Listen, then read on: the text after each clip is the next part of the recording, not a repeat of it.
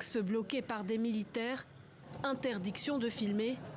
Nous parvenons à capturer ces quelques images à l'arrière d'une voiture. Des tirs ont été entendus tôt ce matin aux abords de plusieurs casernes et dans le quartier présidentiel. Dans les rues de la capitale, la confusion règne et bien sûr la crainte d'un nouveau coup d'État. Comme un air de déjà-vu, la télévision nationale a cessé d'émettre durant plusieurs heures avant de diffuser un documentaire sur la récolte du coton sans évoquer la coupure du signal. Dans un communiqué publié sur Facebook, la présidence évoque un mouvement d'humeur de certains éléments des forces armées nationales. Interrogé par l'agence France Presse, Lionel Bilgo, le porte-parole du gouvernement, parle lui d'une crise interne à l'armée.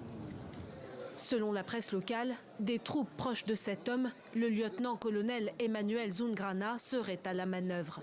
En colère face à sa détention depuis plusieurs mois pour tentative de coup d'État et détournement de fonds.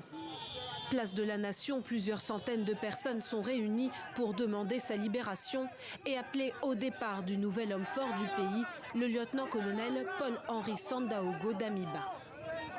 Nous, on le souhaite pour dire à ceux qui ont commencé ce matin que nous, on est d'accord avec eux, qui n'ont pas continué. On les soutient. Voilà, on les soutient. Parce qu'on veut que Damiba descende.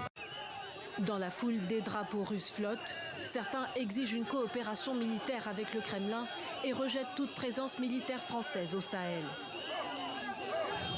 À bas la France! À bas la France! À bas la France! Vive le Burkina Faso et la Russie! Des gendarmes seraient également excédés par le manque d'équipement nécessaire pour lutter contre le terrorisme dont le Burkina Faso est devenu l'épicentre au Sahel. Plus de 40% du territoire est hors du contrôle de l'État.